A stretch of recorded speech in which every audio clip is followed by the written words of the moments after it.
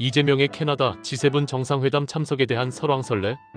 2025년 6월 3일 선거를 하고 6월 4일 바로 대통령에 취임한 이재명이 이제 겨우 보름 정도의 시간이 지나고 있는데 뭐가 그리 급한지 초대받지도 않은 G7 정상회담에 들이대고 참석한 것을 두고 공식 초청을 받았다는 여권과 그냥 참관자 자격으로 방문한다는 야권의 주장이 엇갈렸다. 그렇게 참석 여부를 두고 말이 많더니 막상 참석하고 나서는 트럼프 미국 대통령과 정상회담을 하느냐 마느냐를 두고 또 신경전을 벌였다. 모르긴 해도 아마도 진실은 이재명의 책사들이 그들 나름의 미국 조야의 네트워크를 통하여 기왕 참석하니 한번 만나 생색을 내게 해달라고 매달렸고, 미국은 아니 트럼프는 심드렁하게 시간 봐서 생각해보겠다는 정도의 외교적 대응을 해왔을 것이라고 짐작할 수 있다. 왜냐하면 당장의 관세 협상에서도 만나야 하고 미국의 기묘한 해군력 증강을 위해서도 한국 조선소들의 협조가 필요한 미국이기 때문에 만나기는 만나는데 뜸을 들여 유리한 조건에서 만나면서 기왕 만나면서 단순한 기선제압 정도를 넘어 이재명과 좌익 세력들의 북중로 연계성에 못을 박아두고 싶은 전략일 것이다. 불행히도 대한민국을 위해서는 이재명과 좌익 세력들의 명분을 세워주기보다는 트럼프의 입장에서 대륙의 검은 세력들과의 커넥션을 차단하는 것이 도움이 된다고 해야 하니 참으로 안타까운 대한민국의 현실이다. 아마도 보수 진영의 김문수 대통령이 당선되었더라면 이번 G7 회담에 초청되었을 가능성이 크고, 그 기회에 정상회담을 하면서 한국과 호주의 G7 확대 개편에 대한 얘기까지 진전이 되었을 가능성이 높았다고 생각하니 참으로 어리석은 한국인들의 선택이 국가의 앞날을 망쳤다는 생각을 지울 수 없다.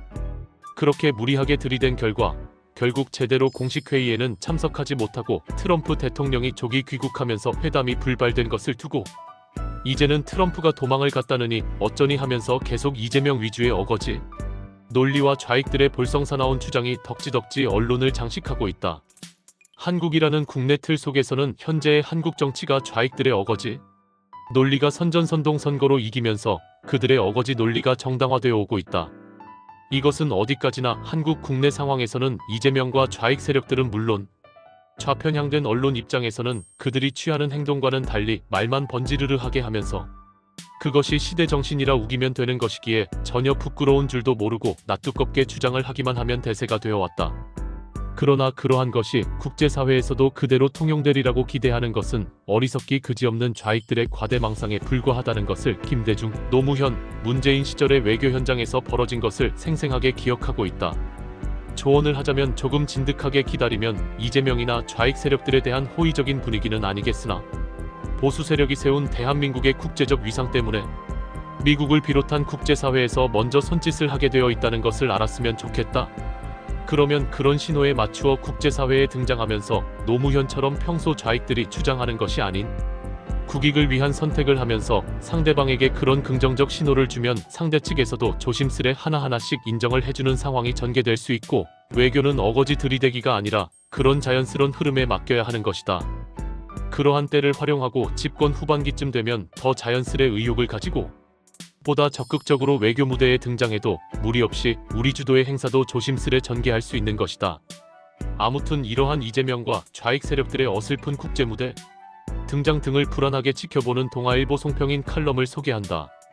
조선일보의 좌익 본색, 외교 무대 성공 대비 대통령, 국내서 기다리는 건 김민석 난제, 청문회 앞두고 의혹 잇따라 나와 이재명과 좌익들이 어거지 외교 활동이 문제가 되고 있음을 그래도 양식 있는 언론에서도 문제가 되고 있는 이때 조선일보는 이재명이 성공적으로 외교 무대에 데뷔했다고 아예 드러누워 아양을 부리고 있다. 참으로 창피한 대한민국 언론 현실이다. 그렇다고 대한민국만 그런 것이 아니다.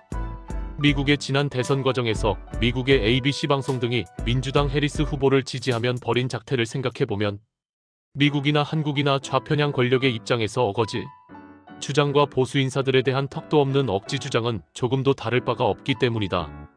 보다 중요한 것은 미국의 경우 현명한 국민들이 좌편향 언론의 편향 보도에도 불구하고 트럼프라는 바른 정신을 가진 보수 정치인을 선택하였고, 대한민국의 어리석은 국민들은 이재명이라는 중범죄인을 선택하여 국제사회에서 대한민국이 망신을 당하고 있는 차이일 뿐이다. 이하 송평인 칼럼, 당선 살해하듯 기어이 전 국민 지원금, 대선 뒤 아들 결혼식 관련 설왕설래, 상대편 범죄몰이 특검과 내 편 봐주기, 대북 전단 금지까지 이래도 실용 중도인가. 이재명 대통령 당선 사례라도 하듯 여당이 전 국민 지원금을 기어이 주겠다고 한다.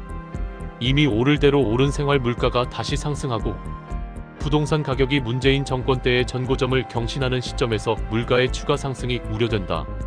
지역화폐 예산도 더 늘린다고 한다. 지역화폐는 100만 원을 쓰면 그중 10만 원을 정부가 지원하는 시기이기 때문에 전국적으로 발행되는 지역화폐는 추가되는 전 국민 지원금이다. 대통령 아들의 결혼식이 하필 대선 뒤인 얼마 전이었다. 사전에 전해진 말은 비공개 스몰 웨딩이었으나 삼청각에서 열린 사실상 공개된 결혼식에 눈에 보이는 하객만 800명이 넘었다는 보도가 나왔다. 대통령 측이 축의금을 받았는지 여부를 밝히지 않은 가운데 축의금에 대한 얘기가 설왕설래다. 축의금을 받지 않았다면 받지 않았다고 밝혀주는 것이 좋겠다. 김민석 의원이 총리 역량이 있는 사람인지는 잘 모르겠다. 다만 오광수 전 검사장이 민정수석에 임명됐다가 차명재산 논란으로 낙마한 가운데 김 의원은 더한 돈거래 의혹을 받고 있다. 최근 5년간 세비 수입보다 많은 지출을 한 사실과 과거 불법 정치자금을 준 장본인으로부터 다시 돈을 받고 갚지 않은 사실이 드러났다. 그의 모친의 전세 계약에도 의혹이 있다. 대통령은 김 의원 의혹에 대해서는 사실이 아닐 것이라고 일축했다고 한다.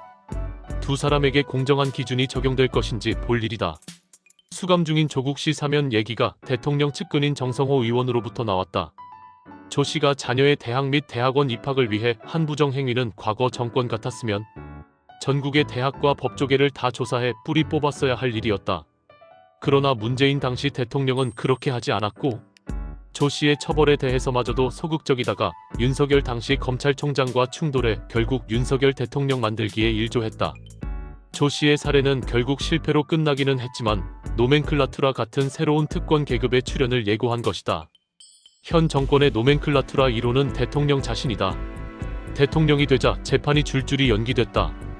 재판이 연기되지 않았으면 입법권을 동원해 공직선거법상 허위사실, 유포의 구성 요건을 바꿔 면소 판결이라도 받아낼 태세였다.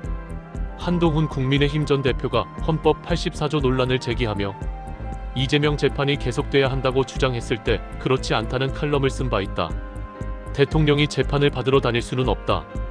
다만 무책임하게 사건을 질질 끈 판사들에 대해서는 기록형으로라도 끝까지 책임을 물어야 한다.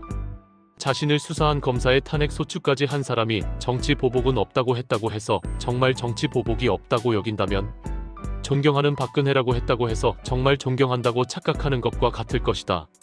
세계 특검에 파견되는 검사만 무려 120명이다. 특검이란 대통령이 수사를 방해할까봐 야당 주도로 하는 것이다. 대통령직을 차지하고 여당이 돼서는 여당이 추천하고 대통령이 임명한 특검의 수사가 독립적이고 중립적일 수 있겠는가? 문재인 정권은 자기 사람 그때는 윤석열을 서울중앙지검장에 앉혀 적폐 수사를 했다. 그때는 그래도 개통을 밟으려 했다. 이제 개통이고 뭐고 없다. 세르게이 쇼이구 러시아 국방안보회의 서기가 2주간 2번 북한을 다녀간 뒤 북한이 추가 파병한다는 뉴스가 나왔다. 북한 주민들은 푸틴에게 인신공양되는 병사들의 소식을 알고 있을까? 북한 주민에게 외부 소식을 알릴 수 있는 방법이 대북 전단, 대북 라디오 방송 외에 무엇이 있는지 대통령에게 묻고 싶다. 진실을 알고 진실을 전하는 건 인권의 문제일 뿐 아니라 폐쇄 사회를 향해서는 수백 개의 미사일보다 더 강한 무기다. 정부가 지원해줘도 모자랄 판에서 국민이 자발적으로 하는 것까지 제동을 걸고 있다. 윤 전 대통령과 김용현 전 국방부 장관이 취임도 전에 대통령실을 청와대에서 용산으로 옮긴다고 했을 때 그런 결정 속에 그들의 무속과 무모함이 다 들어있었다. 그것이 결국 계엄으로 나타났다. 이 대통령의 보름에 그가 어떤 일을 어떻게 추진할지가 다 들어있다고 본다. 외교는 아직 궤도에 오르지 않아 가시화된 게 없지만 이 대통령이 알고 보면 실용중도라고 한 사람들은 좀 불안하겠다.